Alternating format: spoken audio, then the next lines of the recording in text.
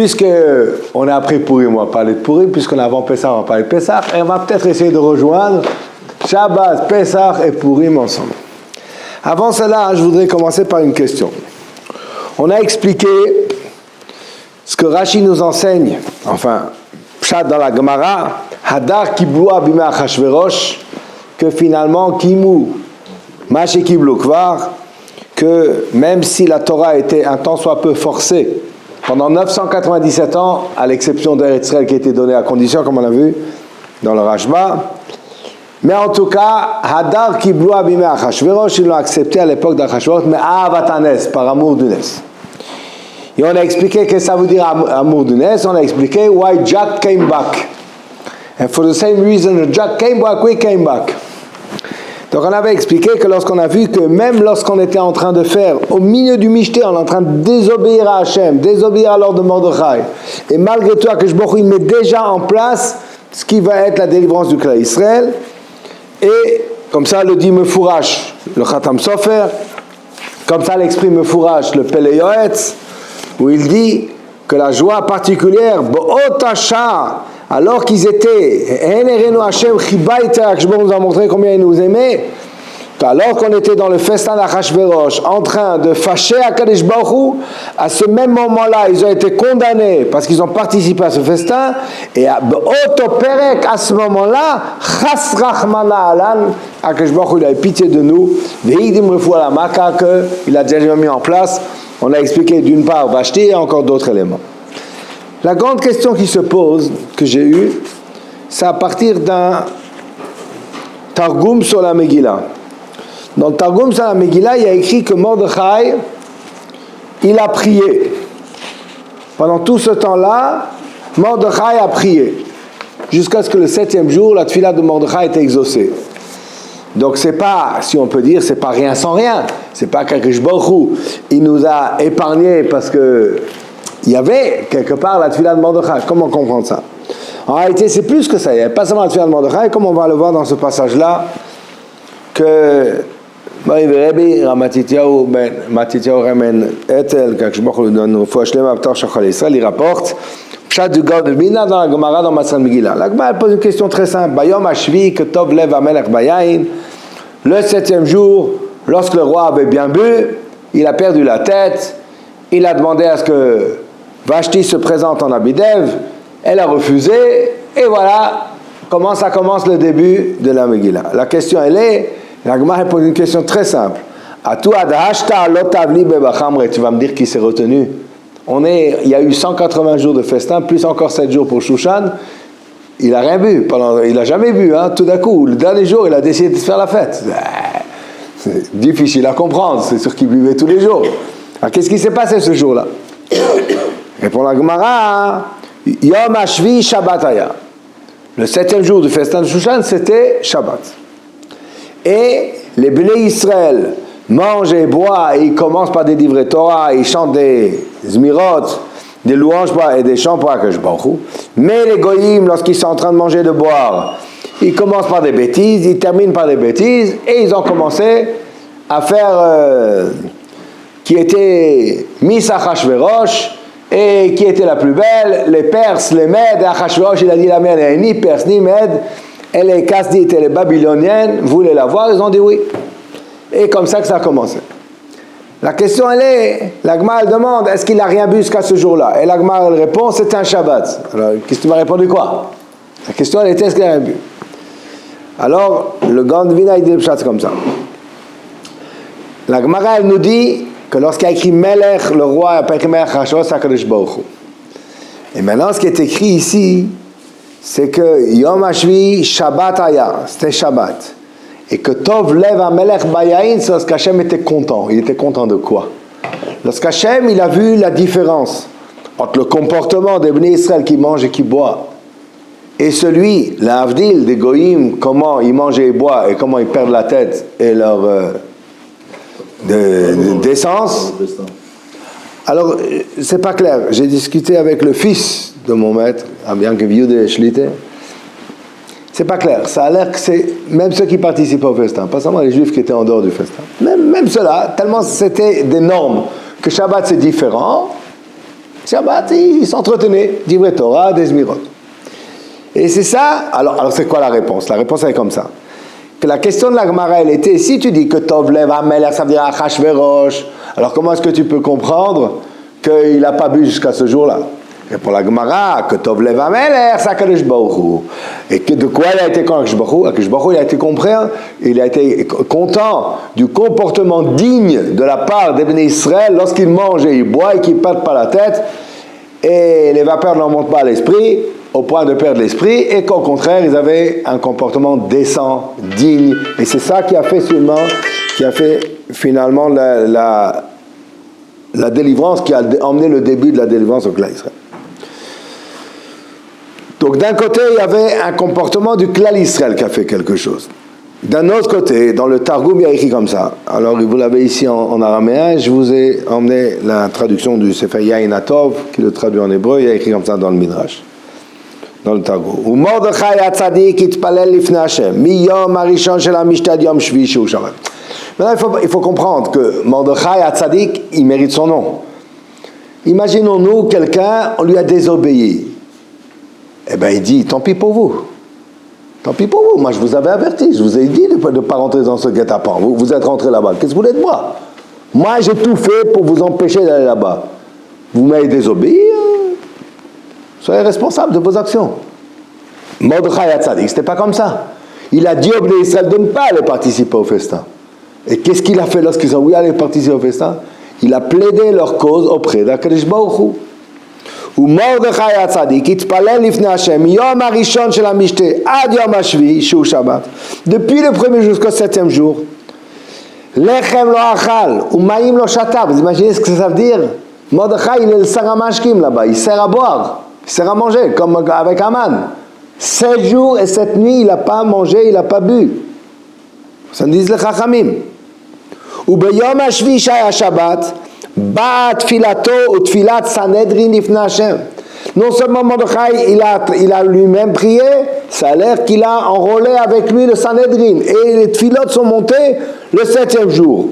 Ou que Tov Lev HaMelech bayayin, dans le sens littéral, lorsque Haman avait bien bu, Girabo Hashem Malach Amehuma Larvev Amishte Shelahem. Akadosh Baruch Hu, il a envoyé le Malach qui allait semer la zizanie.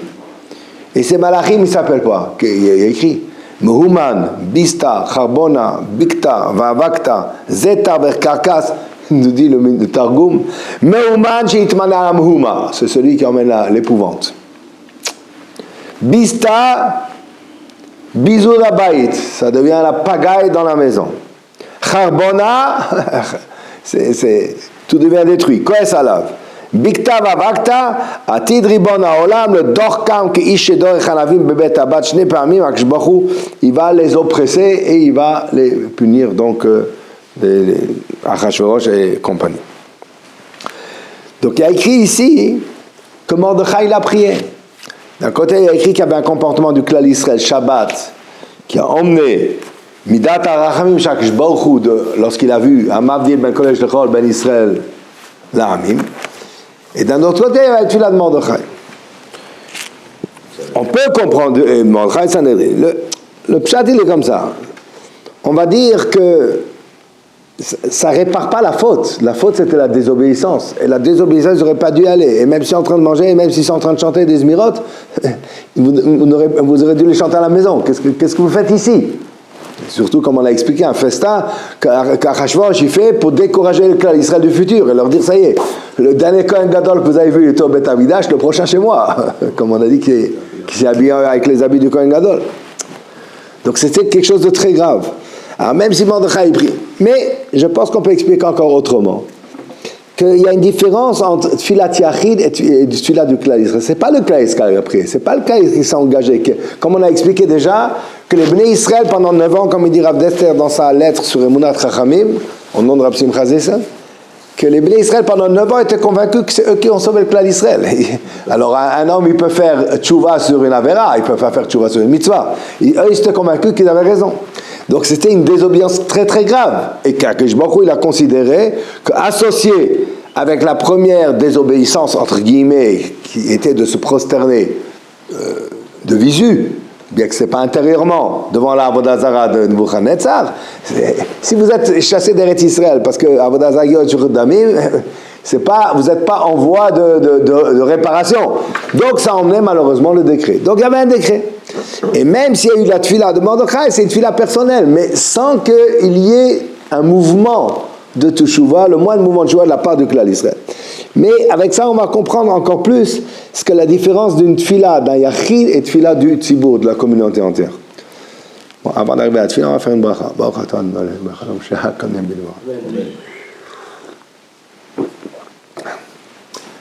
Cette histoire-là s'est passée auprès du Ktav Sofer. Histoire extraordinaire. Il y avait un juif habitant de Preshbourg, la ville où donc le Ktav Sofer était Rav et Rosh Shiva après son père, le Khatam Sofer. Et l'un des juifs de la ville, un juif aisé, il allait rendre visite à l'un des dignitaires, gouverneurs de la ville, de Preshbourg. Il était accompagné de son serviteur, qui était un non-juif. Lorsqu'ils sont rentrés là-bas, le serviteur de ce juif, il a vu la sacoche du gouverneur remplie de billets. Il a eu les yeux qui lui sont sortis de la tête, et la main qui est sortie du corps, et qui a escamoté quand le gouverneur il avait la tête tournée, et il a pris la sacoche. Finalement, ils sont rentrés, et quand il est rentré, il a commencé à trembler de représailles, on va fouiller, on va chercher, etc. Qu'est-ce qu'il a fait? Il a caché la pochette chez le juif. Finalement, le gouverneur a réalisé qu'il avait été volé, et il a ordonné à la police de vérifier toutes les maisons de la ville. On est arrivé dans la maison de ce juif-là, et on a découvert la sacoche. Il a dit, j'ai rien à faire, je ne savais même pas qu'elle était là, j'ai rien à faire avec ça, je ne comprends pas qui c'est qui l'a mis là, etc. C'était peine perdue, on n'a pas voulu le croire, et finalement, on a dit qu'on l'a jeté en prison, jusqu'à ce qu'il y ait jugement pour son vol. Il a supplié, il a dit qu'il n'a rien à faire, ça n'a rien à faire avec lui, etc. Il n'a jamais pris quelque chose dans la maison du gouverneur, etc. Il ne sait pas comment c'est arrivé chez lui. Il n'a rien voulu entendre, et finalement, ça a été décrété qu'il soit pendu sur la place publique pour exemple de celui qui ose faire une telle chose. Finalement, le Ktav Sofer a entendu ce qui se passait, ce qui avait été décidé, et il a commencé à intervenir avec tous les contacts qu'il avait, etc., les plus hauts dignitaires de la ville, etc. Personne n'a rien pu faire. Finalement, il a décidé de se déplacer dans la capitale, à Budapest. Il est allé là-bas aussi, il a rencontré des dignitaires, etc., et ils lui ont dit, mais le gouverneur, il est roi chez lui, nous, on ne peut rien faire. Finalement, il est rentré, après tout ce qu'il avait essayé, et il n'a pas réussi à faire libérer ce juif qui était sur le point d'être pendu d'une manière, alors qu'il est innocent. Dans la nuit, avant que la sentence soit rendue, Ktav Sofer tout d'un coup s'est endormi, et son père lui a apparu en rêve, le Khatam Sofer, et le Khatam Sofer, il lui a dit, comment c'est possible qu'il y ait un juif qui est sur le point d'être tué alors qu'il est innocent, et toi tu dors? Comme ça, il a dit le Khatam Sofer à son fils. Ktav Sofer a éclaté en sanglots. Il a dit, mais j'ai fait tout ce que je pouvais. Maman, j'ai même voyagé. J'ai intervenu auprès de celui, après celui-là, après celui-là, après celui-là, etc. Khatam Sofer, il a dit, mais il reste encore quelque chose à faire. Alors il lui a dit, quoi? Prier. Il reste à prier. Est-ce que ça veut dire que le Ktav Sofer, il n'avait pas prié jusqu'à maintenant? Il n'a pas fait une fila chaque fois avant de rencontrer un dignitaire que ça soit la porte de secours pour sauver ce juif? C'est sûr qu'il a fait des tfilotes. Mais ce qu'il a voulu dire justement le Khatam Sofer, ça c'est ta tfila personnelle. Mais il faut une tfila du tzibour.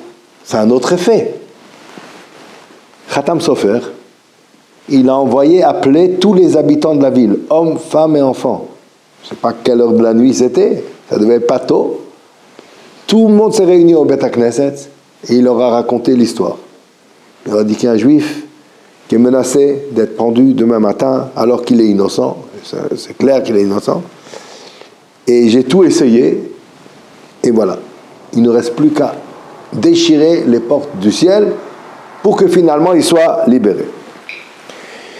Et il a dit, Im kol ha'sharim ne'ulim ba'olam hazeh, si toutes les portes sont fermées dans ce monde, aval bashamayim mimal mais au ciel, et tzel hakadosh baruch hu le'olam en ha'sharim ninalim, jamais les portes sont scellées et fermées au ciel, ve'share dima lo ninalu, et les portes des pleurs ne sont pas fermées, et tout le monde éclate en sanglots. Ils ont fait des tfilotes. Et finalement, ils ont hikish al dalte rachamim, comme il y a écrit pour Mordechai, ils ont frappé sur les portes de la miséricorde. Et il y a eu un changement. Le lendemain matin, alors qu'on devait le conduire à la potence, le sortir de prison pour le conduire à la potence, finalement, les juges ont décidé qu'il fallait quand même se renseigner sur ceux qui habitaient avec lui dans la maison. Et ils ont appelé son serviteur, et qui lui a été pris par surprise. Il a commencé à cafouiller, à bégayer, etc. Jusqu'à ce que finalement il a avoué que c'était lui qui avait volé, ni une ni deux. Le juif, il a été libéré, et lui, il a été pendu à la place. On voit ici ce que c'est le koach de la tfila. Koach de la tfila dans Tzibour. C'est pas shoot que le Ktav Sofer il avait prié, j'ai pas le moindre doute, c'est pas shoot. D'abord il prie tous les jours, et en plus quand il y a un cas comme ça sur la conscience, c'est évident qu'il prie pour une hatzlacha spéciale, mais c'est pas la tfila d'un tzibour. Et donc je comprends que c'est ça ici. C'est vrai, il y a eu d'un côté la tfila de Mordechai du Sanhedrin, c'est pas encore la tfila du tzibour. Ça s'appelle Magdim Refuah Lamaka, ça s'appelle un moment de désobéissance où Akadosh Baruch Hu il a aidé le Klal Israël. Et c'est ça, Me'avat Hanes, de comprendre combien, même sans qu'il y ait le moindre effort qui a été fait vers la tchouva, le regret de ce qu'ils ont fait du Klal Israël, malgré tout, que il a déjà mis en place ce qui allait les sauver. Maintenant, on va en arriver d'abord au Shabbat, puisqu'on en parle dans la parasha de cette semaine. Et je voudrais vous lire un article que j'avais lu une fois, je ne me rappelle même plus de quel journal c'est, mais c'était très intéressant. Ce qui explique finalement si on peut dire cet article-là, si on veut, ce qui nous concerne pour nous, c'est qu'un Shabbat traditionnaliste, il est voué à l'échec. C'est-à-dire que lorsqu'un homme ne donne pas un sens à son jour de repos, simplement il se repose pour se reposer de la semaine, finalement, ça ne marche pas. Et on va le lire comme c'est écrit ici, hein. C'est écrit dans un journal Goy, mais c'est... Bon, carrément marathon, pas de tout repos le dimanche. C'était un jour de trêve, aujourd'hui il ressemble au reste de la semaine en plus chargé. Alors va-t-il falloir réinventer le dimanche? Tour à tour. Donc c'est un jour, aujourd'hui on peut dire qu'il a radicalement été détourné de sa vocation initiale. Tour à tour, jour du Seigneur, puis repos du travailleur, il est présentement dévolu au loisir quasi forcé. C'est l'Église qui a donné le coup d'envoi au début de l'ère chrétienne. Le repos hebdomadaire a bien été inventé par Dieu, désireux de faire une pause après 6 jours de labeur bien remplis. J'ai écrit ici dans la marge, désireux de faire une pause. Ce terme est très précis, car Shlomo n'avait pas besoin de repos, mais était désiré qu'il y ait un repos. Il est vrai qu'à l'origine, ce jour férié était le samedi, le Shabbat préconisé aux Juifs par le 4e commandement du livre de l'Exode. Il faudra attendre le 11e siècle, le 2e siècle de notre ère, pour que le dimanche se substitue au Shabbat juif au sein des communautés chrétiennes. Encore que l'origine religieuse du jour de repos soit contestée, on ne connaît pas de société humaine qui n'ait reconnu le besoin de jours de congé réguliers, rappelle Witold Rybichinski dans son histoire du week-end. Mais nous on sait très bien que c'est Moshe Rabbeinu le premier qui a dit à Paro, si tu fais travailler tes esclaves 7 jours sur 7, tu vas les faire travailler quelques mois et tu n'en auras plus après les esclaves, ils seront tous morts. Si tu veux rentabiliser ta main-d'œuvre, il vaut mieux leur donner les ménagers qui ménagent sa monture va loin. Et donc à ce moment-là, tu pourras profiter d'eux. Et comme il y a écrit, Moshe Rabbeinu a choisi le Shabbat. Voilà. Alors, je continue. Finalement. Le décadi, etc. Bon, on va passer ça, on va pas tout lire. Pas si commode de tuer le temps. Un jour vide qui pour certains peut devenir une source d'angoisse. Alors, il y a Damia, il chantait « Je mourrai un dimanche » et dans les années 30, il disait « Je mourrai un dimanche où j'aurai trop souffert, alors tu reviendras, mais je serai parti. » Voilà, ce sombre dimanche que chantait Damia avait à lui seul entraîné une vingtaine de suicides. Depuis, je hais les dimanches chantés par la Greco jusqu'au Sunday, Bloody Sunday du groupe U2, U2, chaque génération. Je crois que je l'avais éteint.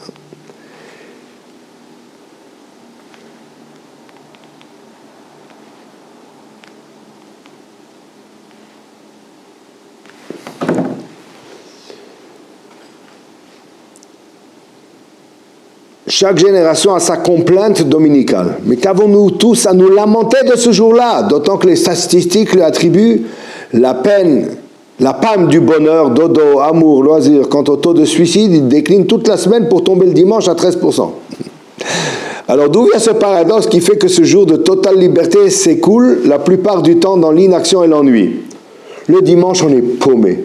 C'est un peu comme l'adolescence, explique le sociologue Michel Crozier. Quand tout est possible, il y a angoisse. C'est l'angoisse du vide. 6 jours d'attente et d'espoir, vivement le dimanche, et quand tombe le jour de Dieu, c'est un peu le couperet. Que faire? Le simple fait d'avoir à meubler ce jour-là à tout prix engendre un malaise, si ce n'est la paralysie. On assiste alors à des cas de névrose du dimanche, bien connus des psychanalystes, apathie, mélancolie cyclique, dépression, accompagnée parfois de maux de tête ou de troubles gastro-intestinaux. Le malaise général s'est accentué avec la disparition progressive de nos rituels dominicaux. J'ai écrit ici, la transformation d'un jour spirituel en matériel est fatidique pour la vocation de ce jour qui devient insupportable. Ceci est vrai même pour un spirituel illusoire, comme le dimanche, et à combien plus forte raison pour le Shabbat Kodesh, qui perd de son sens initial et se transforme en fardeau. Qui perd de son sens initial et se transforme en fardeau. Le malaise génère avec la disparition progressive de nos rituels dominicaux. Ça veut dire que lorsque ça devient une routine machinale, il n'y a plus de sens, il n'y a plus de valeur, ça ne peut pas avoir sa vocation. On s'ennuyait peut-être à la messe, puis à table, mais ces rendez-vous servaient de repère. Maintenant, on a plus de liberté, mais on n'arrive pas à la structurer, ajoute Michel Crozier. Il s'agit alors de combien de vides dont la nature s'est bien connue à horreur. Et on pioche dans les rituels de substitution, jogging, zapping, shopping, des loisirs qui ne sont pas très loin des travaux forcés. Que font les gens le dimanche? Un sondage au Royaume-Uni. Selon une étude menée par le gouvernement, la télévision envoie chaque année plus de 5000 Britanniques à l'hôpital. Certains s'évanouissent devant des scènes d'horreur, d'autres se blessent alors qu'ils vaquent à leurs tâches quotidiennes tout en gardant l'œil fixé sur l'écran. Un homme s'est blessé la main après avoir frappé l'écran au cours d'un match de boxe. Une femme a tenté un coup de tête dont le résultat s'est avéré douloureux. Une jeune fille s'est disloqué la rotule en dansant devant une émission de pop musique. Un fan de rugby, bondissant de joie à l'essai, marqué par l'équipe anglaise, s'est heurté le crâne contre le lustre. Bon. Voilà. Donc c'était un petit peu, voilà, pour la lettre d'un autre, mais je pense que c'est important de le dire. Maintenant, on va continuer, on va arriver ici. On va commencer par un rappel, d'abord, de mon père Hachem Yacham Avshnota, qui nous donne longue vie et bonne santé, parmi tous les membres du clan d'Israël. Et dans le Shulchan Aruch, c'est rapporté le siman de tous les Moadim, c'est-à-dire qu'à partir du Pesach, qui cette année tombe un mardi soir. Comme si c'était une traîne. Mercredi soir, donc jeudi le premier jour, comme Yetziat Pera, on est sorti un jeudi, Chazak, et le Shabbat Hagadol qui est le 10. Alors, on peut connaître à partir des jours de la semaine du calendrier de Pessah les fêtes de toute l'année. Atbash, Gardak, Hatzat Hetzade Vavpe. Comme ça, écrit le Shulchan Aruch. Dans Siman Taf Chafret. Et là-bas, il écrit comme ça. Donc, si on veut savoir, le premier jour de Pessah, c'est jeudi. Donc, le Tisha B'Av sera un jeudi. Bet Shin. Si vous voulez savoir quand est-ce que ça sera Shavuot, ça sera l'El Shishi. Baruch Hashem. Pour le Tikkun de tout Israël, ça sera l'El Shishi, la veillée de l'El Shishi. Donc, comme le deuxième jour de Pessah, qui est jeudi. Rosh Hashanah, ça sera un Shabbat. Bezrat Hashem, comme il est dit le Gdushat Levi, que lorsque Rosh Hashanah tombe Shabbat, il n'a pas le droit d'être Mechalel Shabbat, donc seulement pour sauver le clan d'Israël. Donc il peut seulement écrire c'est Franchel Tzadikim. Dalet Kouf, le 4e jour de Pessah, c'est le jour de Kriyat Torah en Chutz Haaretz, c'est le lendemain de Shmini Atzeret. Hetzadeh, donc le 5e jour, donc jeudi, vendredi, Shabbat, dimanche, lundi, Yom Kippour sera un lundi. Vav P, Vav c'est jeudi, et jeudi c'était non, dimanche, lundi, mardi, mercredi, jeudi. Non. Non, jeudi. Jeudi, vendredi, Shabbat, dimanche, lundi, mardi. Donc mardi, qui est le 6e jour de Pessah, Purim, c'était mardi, pour Noël Yerushalayim, mercredi. Alors la question elle est, comment ça se fait que pour toutes les fêtes, c'est une indication des fêtes à venir, alors que pour Purim, c'est la fête qui est passée.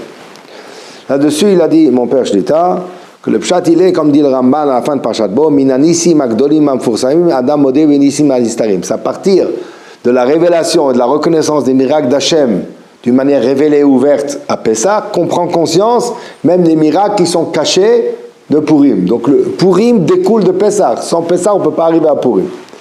Et j'ai trouvé cette réponse-là, Baruch Hashem, dans le Gdushat Levi lui-même, Parashat Emor, qui écrit ça. Que le Pessah et le Purim, c'est le Pessah de Purim d'avant, pour montrer que Purim découle du Pessah. Maintenant, on va essayer d'expliquer d'une autre manière comment est-ce que donc, Purim et Pessah sont liés. Et là, ça va être à travers le Shabbat.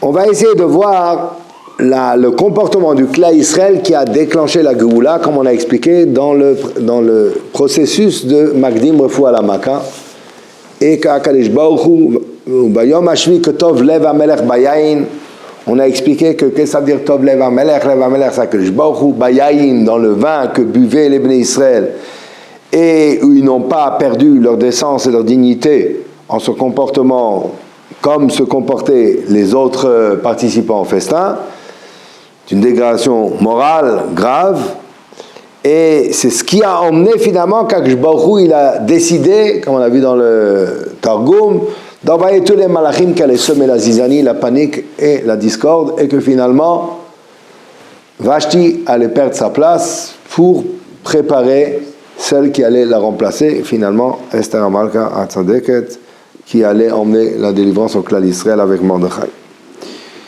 Donc on voit que ça a commencé de cette retenue, si on peut dire, du vin qui ne monte pas la tête, de la viande qui ne fait pas que le corps prend le dessus sur l'esprit et la neshama.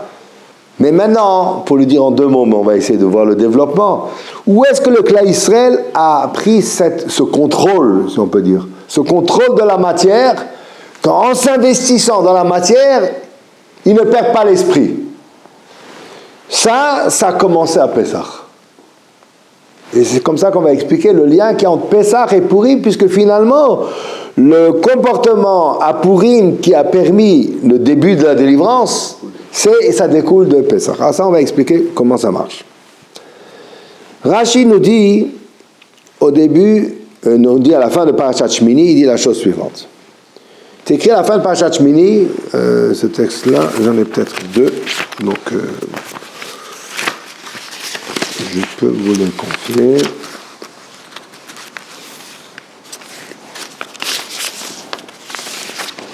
Toi, tu as des grands yeux, tu peux lire un petit, et toi, tu peux lire un ici. On va commencer à la colonne de gauche. Rashi dans Parashat Shemini dit la chose suivante. C'est écrit à la fin de Parashat Shemini, Ki ani Hashem amal etrem etz mitzrayim liot lachem elokim v'item kedoshim kadoshani. Car je suis Hashem qui vous fait monter de Mitzrayim pour être votre Dieu. Ce passouk-là, il est écrit juste après qu'on a parlé des shkatim et des rmassim, c'est-à-dire des aliments, la consommation d'aliments non cachers. Et les espèces qui ne sont pas consommées par le clan Israël et même les petites bêtes qui ne sont pas non plus à consommer par le clan Israël. Et là-bas, il y a écrit Ani Hashem Amal et Etrem. Et la Gemara, dans Perek Ezoné, Shadok Bamtzi, elle s'arrête. Elle dit on a toujours entendu parler des Yetziat Mitzrayim. On n'a pas entendu de Hala et la Haaretz. Même si c'est écrit dans le pasuk. Mais là, le pasuk il dit Ani Hashem, Amotzi Etrem, Anoch Hashem Elokecha, Asher Otzeticha Meretz Mitzrayim. Betavani, je t'ai fait sortir. Pas Asher Elcha. Pourquoi ici il y a écrit Ani Hashem Amal? Répond la Gemara, Tanat Berabi Ishmael. Il m'allait lo eleti et Israël mi Mitzrayim. Ela bishvil she'en metamim bishratzim ki shaomot haolam dayam. Si la seule raison pour laquelle j'avais fait sortir les bénis Israël de Mitzrayim, c'était pour qu'ils ne s'impurifient pas, ne se souillent pas à travers la consommation de shratzim, ce serait déjà suffisant. Ou ma'yutahi gabayu. Et c'est une grandeur, une élévation pour les bénis Israël. Et c'est pour ça, Ani Hashem Amal Etrem, je suis celui qui, à travers le régime kasher, vous ai élevé. Et c'est pour ça que c'est écrit ici le terme d'Anochi Hashem Amal Etrem. Viens, Rabbi Simcha Zis, elle pose une question extraordinaire. Il y a écrit, si je n'avais fait sortir le clan Israël de Mitzrayim uniquement pour leur prescrire une diète kasher, alors ce serait déjà suffisant. Mais pourquoi il faut les faire sortir de Mitzrayim pour ça? De la même manière qu'à Chodesh Hazeh Lachem, Rishonu Lachem, Chodesh Hashana, Korban Pessah, qui s'appelle Pessah Mitzrayim, et dans lequel on a déjà enseigné aussi ce qui allait se passer dans Pessah Dorot, ça a été donné en Mitzrayim. Lo hayta Amar Rabbi Yitzchak, lo hayta Torah tzricha la'atril el Amar Chodesh Lachem, chez mitzvah rishona shenitztavu be'Israël. La Torah aurait dû commencer par la mitzvah d'A Chodesh Hazeh Lachem, de Korban Pessah, qui sont les premières mitzvot qui ont été données au clan Israël en tant que peuple. Avant même Matan Torah. Alors si c'est tellement important l'alimentation cachère, alors donne-leur en Mitzrayim. En même temps que tu leur parles de Korban Pessah, dis-leur, et même quand vous ne mangez pas ce qui est un sacrifice, vous devez aussi faire attention à ce que vous mangez. Pourquoi il faut les faire sortir de Mitzrayim? Pour dire Anochi Hashem Elokecha Ma'aleh Etrem. Il m'allait le Hetzetit Israël. Si je n'avais fait sortir Israël de Mitzrayim, et la Bishvi Shem Etam Shrazi, ce serait déjà suffisant. Réponds à Rabbi Simcha Zis, c'est quelque chose d'extraordinaire. Dire Rabbi Simcha Zis, le pshat, il est le suivant. Il faut savoir que l'alimentation cachère n'a de sens que si elle fait une différence. Qu'est-ce que ça veut dire? Ça veut dire que si on a un degré de sensibilité spirituelle qui peut être perdu à travers l'alimentation non cachère, il y a lieu de prescrire une alimentation cachère. Mais si on n'a pas cette sensibilité-là et que ça ne fait aucune différence si on a mangé du cachère ou du non cachère, il n'y a pas de raison de donner une alimentation cachère. Les goyim, ils ont un degré où eux, ils ne sont pas sujets, si on peut dire, à l'effet non cachère. Et le fait qu'ils mangent cachère ou pas cachère, ça ne va pas changer leur comportement. Alors on ne va pas leur prescrire. Pourquoi pas? C'est pas pour faire souffrir que je vous a donné l'alimentation cachère. C'est pour préserver notre sensibilité. Comme il y a écrit, si vous vous impurifiez, vous vous souillez à travers l'alimentation non cachère, vous bouchez votre cœur. Vous fermez les ports spirituels, vous ne pouvez plus avoir de lien et de connexion avec Hachem.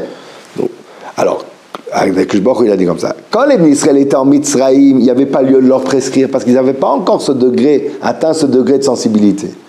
Mais Ani Hachem a mal etrem. Si moi, je suis Kishboch qui les ai élevés. Je les ai élevés, ça veut dire que je les ai élevés à un degré de sensibilité spirituelle suffisant pour qu'il puisse y avoir dégradation si jamais ils mangent du non cachère. Et à ce moment-là, je leur ai prescrit le régime cachère. Ça, c'est Ani Hashem Amal Etrem. On ne peut pas dire qu'il fallait leur donner en Mitzrayim. En Mitzrayim, il n'y avait pas lieu de leur donner. Et ça, c'est l'Ani Hashem Amal Etrem. Ça, c'est l'explication extraordinaire de Rabbi Simcha Zissel, telle que je l'ai bien comprise. D'après le Rosh Yeshiva de Getzet, dans son Sefer Meor Sharim, Rabbi Leib Govitz Zichron el-Bracha, Rabbi Leib Govitz, le gendre du Lev Eliyahu. Maintenant, il faut savoir que ce n'est pas uniquement au niveau de l'interdit qu'on se sensibilise et qu'on conserve cette sensibilité et ce niveau spirituel élevé, mais il en est de même à travers la consommation d'aliments cachers et plus que là, d'aliments sacrés. Et ça suit la compréhension remez que donne le Maguid de Koznitz. le rachat, il dit, Ma avoda azot lachem. C'est quoi ce service? Qu'est-ce qu'il demande? Il a écrit Afate Akeshinav, fais-lui grincer les dents. Il dit le Maguide de Kojit, il dit comme ça. Que vous me dites que vous allez servir à Kadosh Baruch Hu lorsque vous ouvrez une Gemara, je comprends. Que vous me dites que vous allez servir à Kadosh Baruch Hu lorsque vous allez prier, je comprends. Mais que vous me dites, quand vous mangez une bonne grillade, que vous êtes en train de servir à Kadosh Baruch Hu, ah non, ça c'est trop loin, non, ça je peux pas. Ma avoda zot lachem, vous appelez ça avodat Hashem? Vous prenez un agneau, vous faites un beau gigot, et vous le mangez, et vous dites, on est en train de servir à Kadosh Baruch Hu. Alors tu lui réponds, Hakechinav. Si toi tu ne crois pas qu'il y a un service d'Hachem qui vient par la consommation d'un aliment physique et matériel, tu n'as pas besoin de tes dents. Alors, toi, tu peux prier sans les dents aussi. Tu n'as pas besoin de tes dents. C'est ça le Hakechinav. Comme ça il disait le Maguide de Kojnitz. Des remèdes, mais l'idée elle est importante. Maintenant, cette malala, que servir à Kadosh Baruch Hu, ça peut exister même à travers le matériel. Parce que la grandeur du clan Israël, c'est qu'on les a élevés à un niveau où, lorsqu'il se rapproche de la matière, au lieu que c'est lui, comme dit M. Charim, qui se rabaisse à la matière, il élève la matière vers lui et vers le ciel. Cette grandeur-là, on en témoigne spécialement le soir du Seder. Et comme ça, il écrit le Netziv. Il répond à une question que le Rishonim demande déjà, une question extraordinaire. Le soir du Seder, on récite la Hallel entier. Mais on le récite d'une manière très étonnante. Puisqu'on a dit 2 premiers paragraphes, on a dit Aluka Aluav Hashem, Betzet Israël Mitzrayim, on s'arrête, on prend un grand repas et on mange la grillade à l'époque du Beth Amikdash, Bimera Biamenu, et la matzah et tout le reste. C'est un bon repas Shulchan Orech. Une fois qu'on a bien mangé, on fait birkat, et là, on reprend le Hallel. C'est quoi cette coupure au milieu de Hallel? Quand on fait le Hallel à Gamon, on n'a pas le droit de s'interrompre.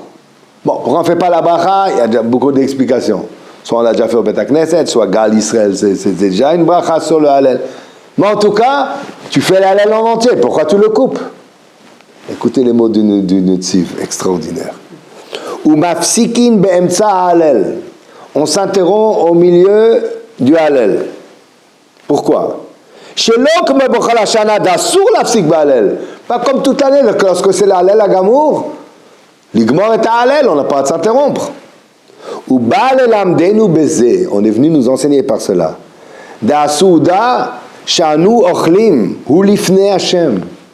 Que le repas que tu manges maintenant, c'est aussi, ça fait partie du service d'Hachem. Il est l'ifnei Hachem. En quoi consiste ce repas? Pesach bizman habayit, matzah umar bizman hazeh, le korban Pesach à l'époque du Beth Amikdash, Bimera Biamenu, matzah umar de nos jours, vehu etzem hashemach shel ha'alel. Le plus grand hallel n'est pas le récit, la récitation du Haluka Aluav d'Hachem et du Betzet Israël. Le plus grand hallel pour remercier Hachem de Yetziat Mitzrayim, c'est qu'il nous a élevés à un degré où manger s'appelle servir à Kadosh Baruch Hu. She'elanu HaKadosh Baruch Hu b'Yetziat Mitzrayim. HaKadosh Baruch Hu nous a élevés en Yetziat Mitzrayim. She'afilu achilatam hu inyan mekudash. Même manger, qui est manger de la matière. C'est pas virtuel, c'est vrai. Il y a des halachot, comment ça doit être grillé. Hu inyan mekudash. Ve'noseh hashgacha lefi ma'aseh. Et il sera donc dirigé par Baruch selon son comportement. Et à la fin, il conclut encore le Netziv, il reprend Val kol zeheranu. Avec tout cela, on a montré la date pour savoir Bachilat sudazo shel Pesach, par la consommation de ce repas de fête au milieu du Seder pendant Pesach, shebema sheotzianu HaKadosh Baruch Hu miMitzrayim he'ela otanu, que par le fait qu'Hachem a fait sortir Mitzrayim, nous a élevés, à Efshar liot d'achila ou shtia yehi le mitzvah mevia lido olam haba. À tel point que manger et boire, ça devient quelque chose qui va te permettre d'accéder au olam haba. Ça devient une clé du olam haba. Varehema comme ikar hallel. Ça c'est l'essentiel du hallel. Shashgacha Elyona talui al maaseh Israël. Que la manière dont Akash Baruch va se comporter avec le clan Israël est dépendante de leur comportement.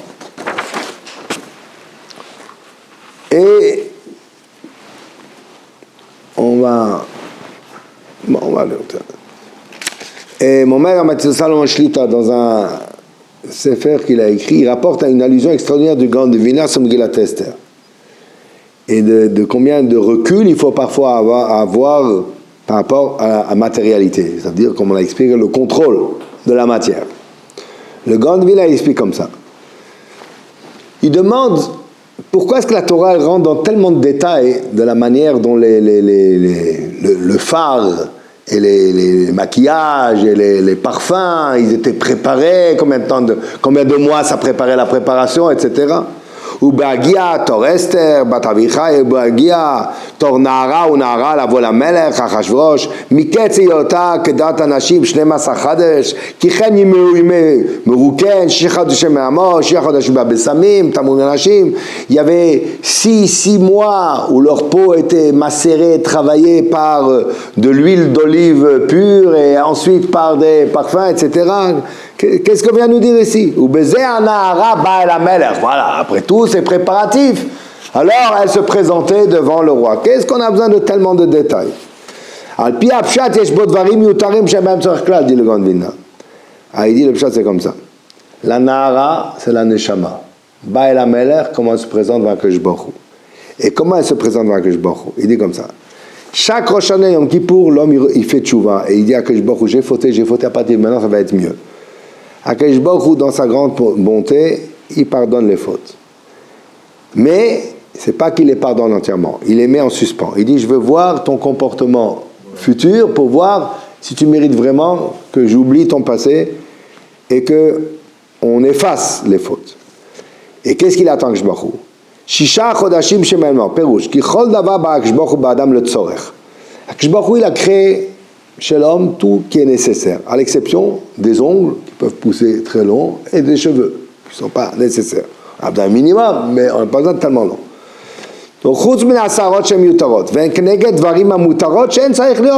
c'est pour montrer à l'homme que tu peux jouir de ce monde-là, mais sans excès. Tu n'es pas obligé d'exagérer. Bon.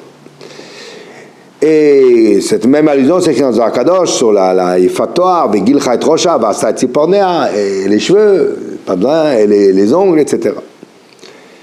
Rosha et Tzipornem, Shem Amotarot. Et c'est ça le passage qui nous dit. Shesha Chodashim Shemen Amor. C'est quoi Shemen Amor? La Gemara elle dit, c'est de l'huile d'olive chez Meshir et Tassar, qui enlève les poils. Le poil, on a dit que c'est les motrot. Alors, Zéou. Yashlir Ta'avot Amotarot Kol Shisha Chodashim. Pendant 6 mois, il va un petit peu avoir de la retenue. On ne t'a pas dit de ne pas manger, on ne t'a pas dit de jeûner toujours, on t'a demandé d'être modéré. 6 mois, tu es modéré. Ça, c'est l'allusion de Shemen Amor.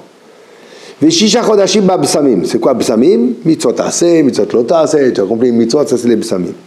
Ou beze anara ba'el HaMelech. Et alors, à ce moment-là, la neshama se présente à Akadosh Baruch Hu. Et Akadosh Baruch Hu, il a dit, c'est comme ça, j'efface tout ce que tu as fait parce que tu as montré tes preuves que tu maîtrises la matière et tu ne te laisses pas envahir par les motarot, par des excès et des choses qui sont superflues et qui ne sont pas nécessaires. Et c'est ça.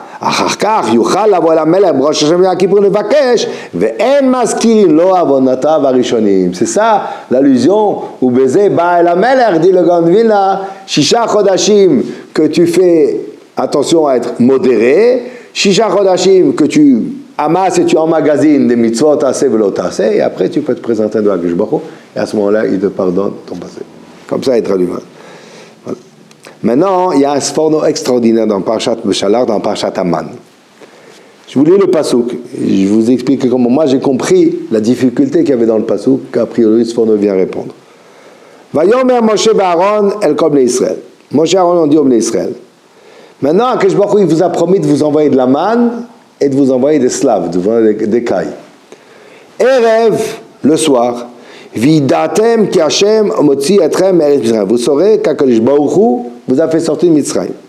Ou Boker, et le matin, ou Ritem et Kvod Hashem, vous verrez l'honneur d'Hashem, donc à travers la manne. Si nous demandait, qu'est-ce qui rappelle plus les miracles d'Yetziat Mitzrayim? Est-ce que c'est les cailles qui arrivent le soir, ou c'est la manne qui tombe le matin dans des écrins de rosée, qu'on n'a même pas besoin de digestion, etc. C'est la manne. Alors qu'est-ce qu'il y a écrit? Le soir, vous saurez qu'Ani Hashem Amotzi Etrem. Le soir, vous saurez que je vous ai fait sortir de Mitzrayim. Et le matin, vous verrez l'honneur d'Hachem. Pourquoi vous saurez que je vous ai fait sortir de Mitzrayim sans mangeant des cailles? Dit le Sforno, il dit la chose suivante. Yehi Ratson, dit Moshe Rabbeinu dit au Bnei Israël, Shema Sha'amar li, Sheyiten lachem mazon, Yehi Ratson, que ce qu'Akadosh Baruch Hu m'a promis, qui vous donnera de la nourriture. Alors comment se passent les choses? L'après-midi, le soir, c'est la fin de l'après-midi. En fin d'après-midi, vous aurez de quoi manger.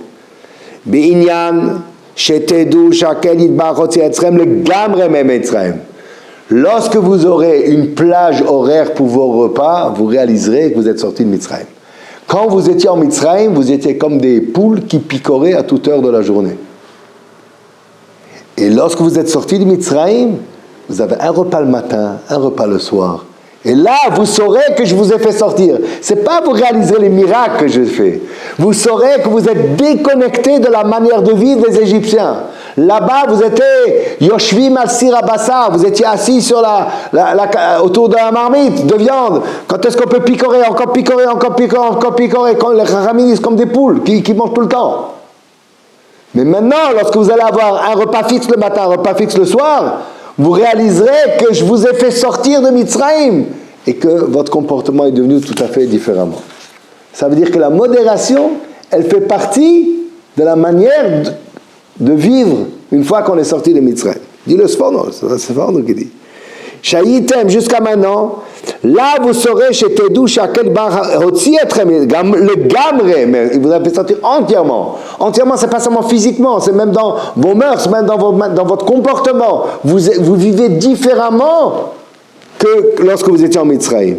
Ki Yotziachem Gam Miminagea, il va vous faire sortir même des habitudes, du mode de vie des Égyptiens. Shayitem yoshvim sham al sir abasar bilti zman souda kvua ki behemot. Là-bas, vous étiez assis à côté de la marmite de viande, comme des animaux. Quand ils veulent, ils mangent. Quand ils veulent, ils mangent. Quand ils veulent, ils mangent. Quand ils veulent, ils mangent. Sans contrôle. Comme ils ont dit Chazal, dans Maseret Yoma, Bitrila ou Yisrael domim ketarnegolim shemlakim vashpeh. Ressemblait à des poules qui sont en train de picorer tout le temps. Al sheba Moshe vekava lahem zman souda. Donc on voit que cette modération. Alors, maintenant on comprend. La première chose, Ani Hashem Amal Etrem. Akadosh Baruch Hu, il a élevé le clan Israël à une sensibilité qui rend compréhensible le régime alimentaire kasher qu'on leur a donné. C'est la première chose. Deuxième chose, c'est que même au niveau du manger kasher, mais comment le manger? Est-ce que c'est la matière qui domine ou c'est moi qui domine la matière? Ça, c'est ce que vous allez sortir. Je vous ai fait sortir. Je vous ai fait sortir Mitzrayim. Ensuite, on a expliqué qu'il y a une avoda même à travers le manger. Ça, c'est le rachat. Et que cette avoda du manger, elle est tellement élevée que ça, c'est l'ikar ha'alel du seder. Alors après, on peut comprendre qu'on en arrive avec toute cette relation à la matière, à la nourriture, un contrôle de la nourriture qui fait que finalement, même si on mange, on boit en signe de fête, mais ça ne nous monte pas à la tête et on ne perd pas notre dignité et notre esprit. Donc finalement, le Purim découle du Pessah. Le Purim découle du Pessah. Ça, c'est une première explication. Une autre explication, c'est lié à une question du Prisha sur le Shabbat Agadol. Il a écrit que le Tour rapporte, c'est quoi Shabbat Agadol, si je ne me trompe pas, c'est Man Taflamed, ouais. Shabbat Shlifnei Pesach Korin Oto Shabbat. Le Shabbat qu'avant Pesach, donc on a dit cette année, ça sera le 10 Nissan, exactement à la même date. Tu n'as pas cette là. Et Korin Oto. Voilà. Alors il dit comme ça, mais tu l'as reçu sur ton mail. Donc le Shabbat qu'avant Pesach, on l'appelle Shabbat Agadol. La raison pour laquelle on appelle ce Shabbat-là le grand Shabbat, parce qu'on a eu un grand miracle. Que, comme il y a écrit que Korban Pesach Mekro Be'asor, il fallait attacher au pied du lit le Korban Pesach qui a dû être déjà acheté, bien que normal, tous les Korbanot, tu dois vérifier 4 jours. On n'est pas obligé de les acheter, on peut les vérifier à la ferme. Là, il fallait l'acheter déjà, Mishru Krulachem, il fallait l'avoir. Et ce jour-là, c'était Shabbat. Et donc le 10 du mois, qui était un Shabbat, ils ont pris chacun leur agneau, ils l'ont attaché au pied de lui, et les Mitzrim y passaient, et ils disaient, c'est quoi, c'est... Ça, c'est l'agneau. Encore un peu. Et les Mitzrim, ils grassaient dedans leur agneau sacré, leur sacré agneau, ils vont le prendre, ils vont l'égorger, et ils ne pouvaient rien faire. Et ça, c'était le miracle du 10 Nissan qui était Shabbat. Alors viennent les Mfarshim et posent la question, le Drisha il pose la question, il dit, je ne comprends pas. Le Korban Pesach, il a été donné au Bnei Israël, comme on sait, Vateron Be'eria, Dam Pesach, Dam Mila, c'est ce qui a fait mériter le Klal Yisraël de sortir de Mitzrayim. Mais tous les Mfarshim, le Bach, le Drisha, ils posent la question, pourquoi est-ce que ça s'appelle Shabbat Agadol? Tu aurais dû appeler Yud Nissan Agadol. Toutes les fêtes, on ne les fait jamais par rapport au jour de la semaine. Toutes les fêtes, on les fait toujours par rapport à la date du calendrier dans le mois. C'est pas parce que Pesach Mitzrayim c'était un jeudi que Pesach c'est toujours un jeudi. Non, Pesach c'est toujours le 15 Nissan, quel que soit le jour de la semaine. Alors pourquoi ici Shabbat Agadol c'est lié à Shabbat Agadol? Puis c'était le 10 Nissan que ce miracle. Pourquoi c'est lié à Shabbat?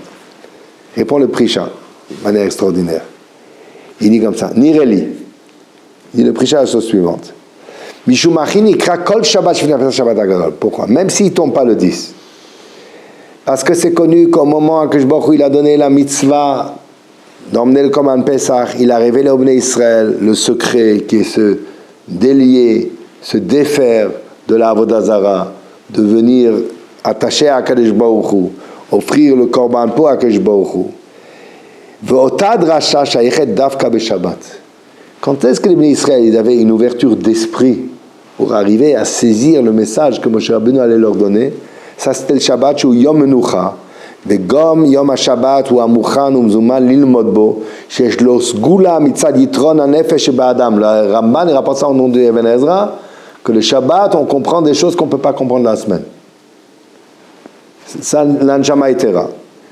Puisque ce jour-là, le Ho'i, le Chol Mevakesh Torah, Mishum Achin Ikra Shabbat Agadol, ça veut dire, ce qu'on voulait d'eux, ce qu'on attendait d'eux, c'était finalement qui se sèvre et se sépare de l'Avodah Zara. Qu'est-ce qui a permis finalement ce revirement et ce changement d'attitude? C'est le Shabbat. Donc si c'est le Shabbat qui a permis ça, alors c'est le Shabbat, c'est pour ça que ça reste lié au Shabbat, ça c'est Shabbat Agadol. Si c'est comme ça, on a trouvé encore un autre lien entre Pesach et Purim. Pesach finalement, ce qui a emmené le mérite de Hat Erom Eria, le Dam Pesach, Dam Mila, le courage au Bnei Israël, de prendre le sacré anneau, l'anneau sacré, c'était le fait qu'il y a eu Shabbat. Donc c'est le Shabbat qui leur a donné cette force de compréhension pour se sevrer et se séparer de l'Avodah Zara. Et qu'est-ce qui a emmené la délivrance de Purim? Yom HaShvi, que Tov Lev HaMelech Bayayin, Yom HaShvi, c'était Shabbat, ça aussi qui a emmené. Donc Shabbat et Purim, et Pesach et Purim, tous les deux sont liés au Shabbat. Shabbat Shalom, Umevorach.